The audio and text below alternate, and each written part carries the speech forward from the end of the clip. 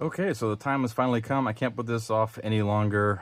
I need to update my Frsky X20 transmitter with updated gimbals and these third axis gimbal extenders, often called Twisty Sticks.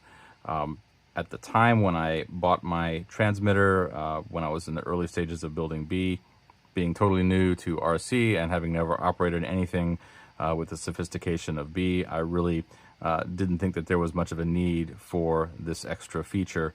However, after operating B for a while and after seeing some other builders with similar setups, I'm convinced that these really are a valuable addition to your transmitter.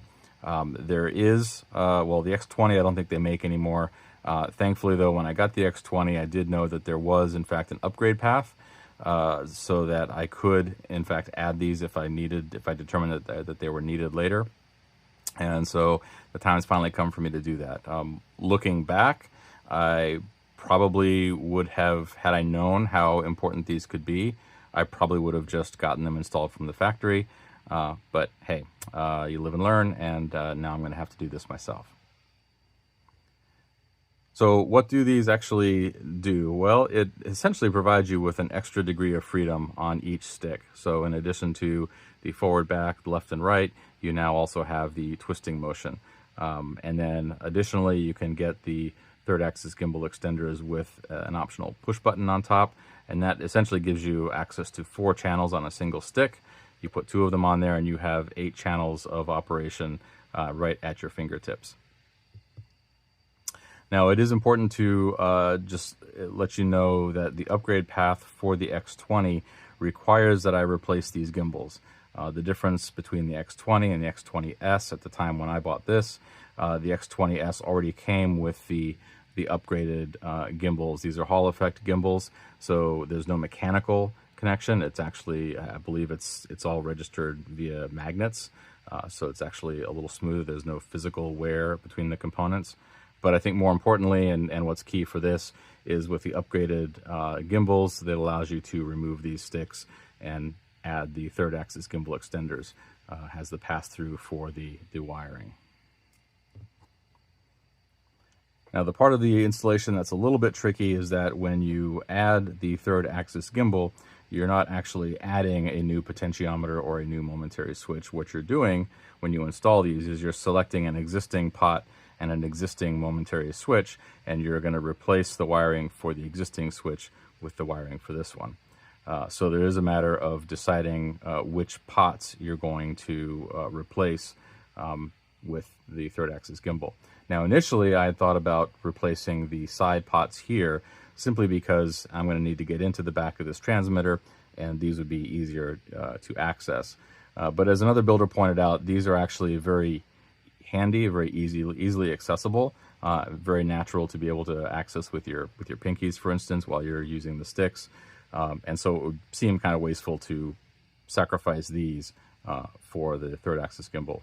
Instead, what is often the case is I'm likely going to replace these pots here and use these for the gimbals. These are a little bit less likely to be used through other means. And then for the momentary switch, really the best option is to replace the momentary switches that are currently on the back of the transmitter and have those be moved to the tops of the sticks. So the first thing that I need to do is I need to break this down, open it up, replace the gimbals, and then see about wiring these up. Okay, so without a doubt, that was one of the most nerve-wracking things I've done in a long time. For reference, there's a fantastic video on YouTube. I will put a link in the description, but it's a step-by-step breakdown of how to disassemble the radio, what screws are what order to do things in. I've been very meticulous in keeping track of all the fasteners, all the screws, all the boards I've had to take out as I've gone so far, and hopefully it will all go back together. We'll find out soon enough. But I've finally gotten down to the point where, as you can see here, the old gimbals have been removed. There's just 4 screws holding those in place. I have pre-assembled the new gimbals with the third axis gimbal extender on top. There's a total of 5 wires that come out through the bottom. The installation documentation consists of not much more than telling you that the 3 long wires are the potentiometer for the twist, and the 2 short wires, a black and a yellow, are the wires for the button. So that's really about all they tell you. This will essentially drop into place here. This will plug in just as the old gimbal plugged in before. But the tricky part, though, is the potentiometers that I want to replace. These are the potentiometers that I'm going to be cutting the wires and then soldering the 3 long ones onto those. That should be fine for the potentiometer part of it. I'm not too concerned about that. What does worry me a little bit is my plan to have the push button replace the buttons on the back of the transmitter. As it turns out, the push buttons are actually soldered onto this control board. So I'm not sure where the wires would be. So I'm going to have to ask a couple of other builders and find out what the best approach is to replace these momentary buttons. Hopefully I'll figure something out for that. So in the meantime, though, I should be able to install these new gimbals, set up the potentiometers, and then I'll have to figure out something for the momentary buttons. All right, pressing on.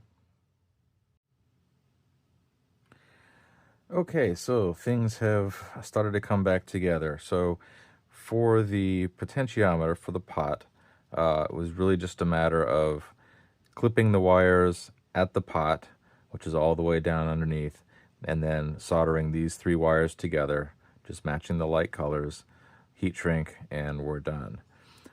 For the buttons, I finally was able to find a reference online to show how the momentary switch is wired up. And essentially what we will do is we will solder the black wire to this pin here and the yellow wire to this pin down here. And then likewise on this side, it'll be mirrored. So we will have the black wire here and the yellow wire here. I am going to give that a try, and fingers crossed we'll see what happens.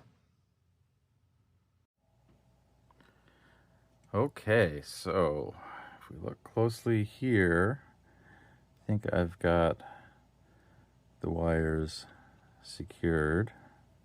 I'll run the side there. It's unfortunate that we don't have an actual disconnect or a connector of some sort, but these wires are just so thin. I'm not going to try and do anything with these. I think there's like, 5 or 8 wispy threads inside each of these. It's practically nothing. So let me button this thing up and let's see if anything works. All right, so let's power this on. Welcome to Ethos. Okay, so I think we're going to go to hardware and allows calibration. Okay, calibrate to start. All right, I'm going to center everything.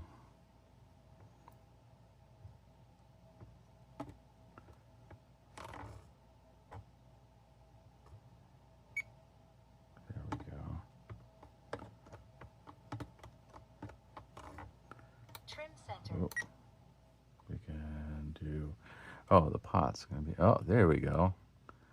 You see the pots? There we go.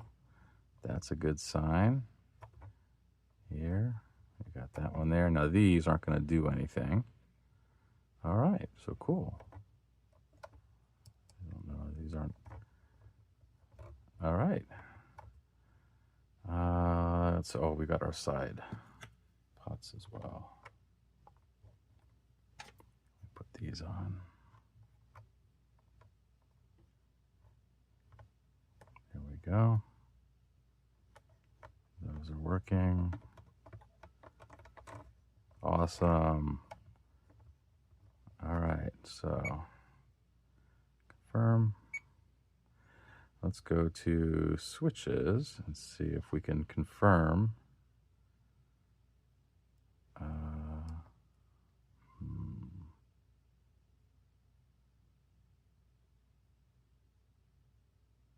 Momentary.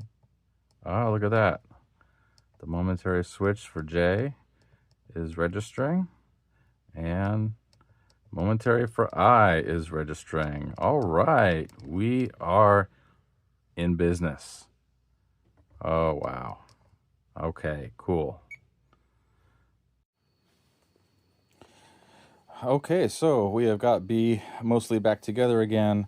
I've got the transmitter up and running. I've been playing around with the mixes.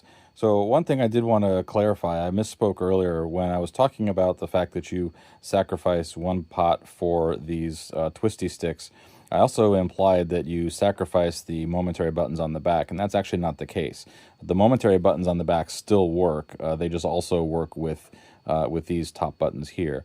And then also, if you were noticing when I was fumbling around through the configuration settings and so forth, that the pots for these seem to be backwards. And I don't know if it's because I had installed these Gimbals opposite what was recommended. I was going off of the video that I had seen.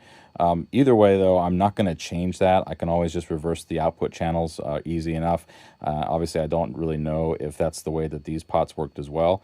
But anyway, in the end, everything is working. So let me show you how things are right now. So the left stick I have right now for B is his head. So he's got the tilt. He's got this. And now the twisty stick actually handles the rotation of B's head. Right now, the twisty stick over here, I have it tied to his drive lifts. That's eventually going to change and become his one of his drive directions. I'm not sure if it's going to be turn or tilt. As for the push buttons themselves, I have these right now set up to rotate these upper and lower rings in different directions and at various speeds. So we've just got one button there, and this goes the opposite direction, a little bit slower. And then likewise, the buttons on the back still do the same thing. So this is basically where I wanted to get with all of this. I am more than happy with the fact that this worked and I didn't do any permanent damage to my transmitter. Right now I have the last couple of body panels for B that are awaiting weathering. And as you can see, I still need to work on his hat. But otherwise, it's going to come down to just mixes and transmitter flourishes, and we'll see what happens with that. So thanks for coming along with me on this nerve-wracking journey. I'll be posting some more updates soon. And until then, thanks for watching.